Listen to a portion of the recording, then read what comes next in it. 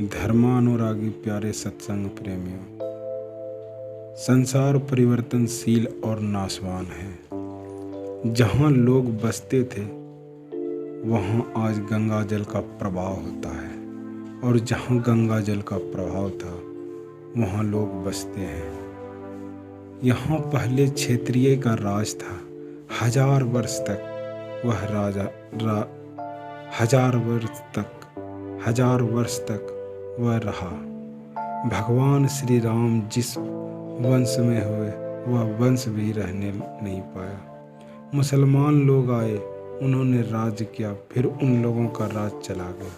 अंग्रेज आए, उन लोगों का भी राज चला गया।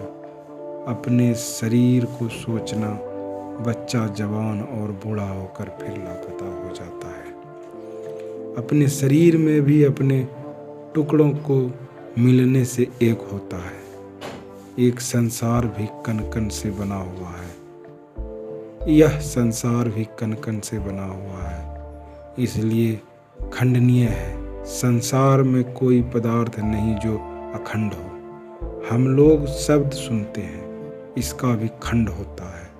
प्रत्येक अक्षर पर खंड होता है। शब्द में भी जिसको एकाक्षर ब्रह्मा कहते हैं, उसका भी पसार करने से ओम हो जाता है। बाजे गाजे के जितने शब्द हैं सबके खंड होते हैं। नहीं, संसार का कोई पदार्थ अखंड नहीं।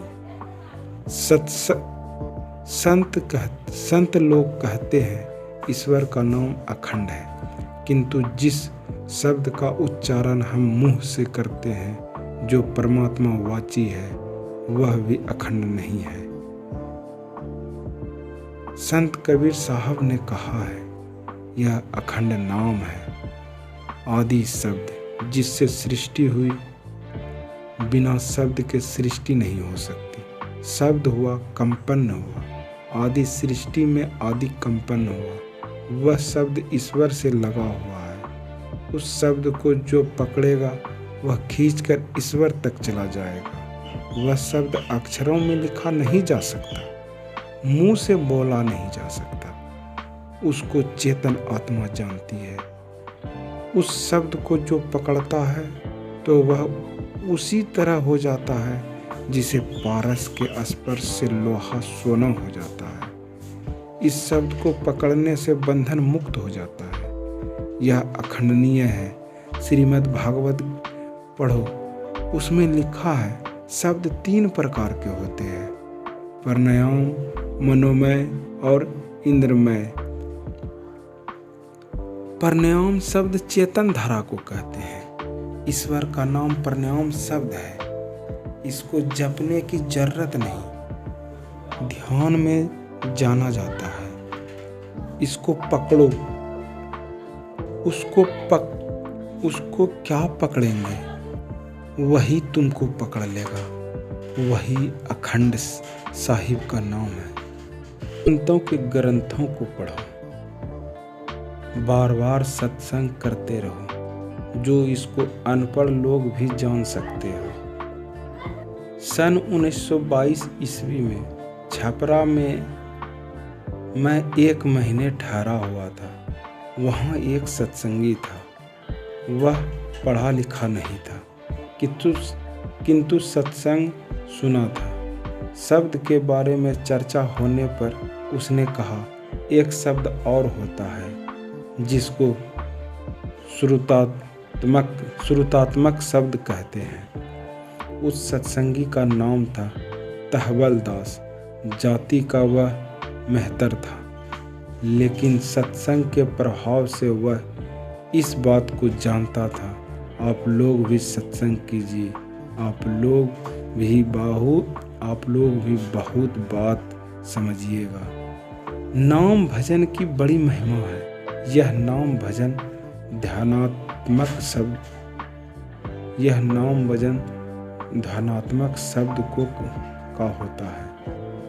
ध्यान में डूबने वाला ही उस ध्यानात्मक शब्द नाम को पकड़ सकता है।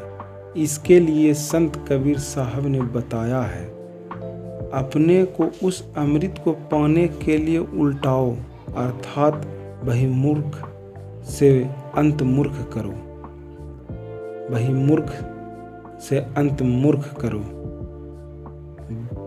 बहती हुई पवित्र धारा को गंगा कहते हैं।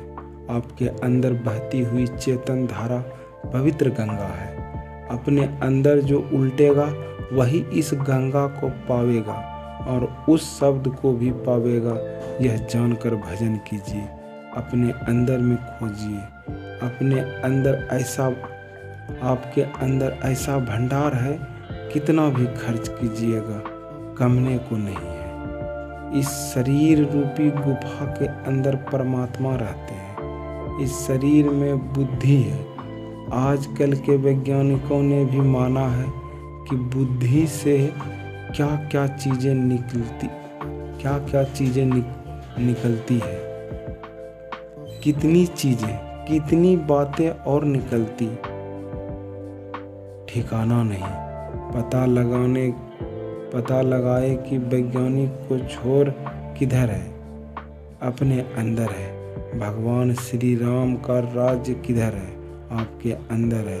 उस राम प्रताप रूपी सूर्य के दर्शन से अज्ञानता जाता रहती है, अज्ञानता जाती रहती है। काम क्रोध विकार दमित होते हैं, संतोष विराग विवेक आदि बढ़ जाते हैं। संत लोग कहते हैं परमात्मा पर विश्वास करो, उस परमात्मा को पाने का यत्न अपने अंदर करो। गुरु के बताए अनुकूल यत्न करने के लिए सत्संग प्रेरण करता है, इसलिए सत्संग करो। बिना सत्संग के लोग मार्ग से गिर जाते हैं।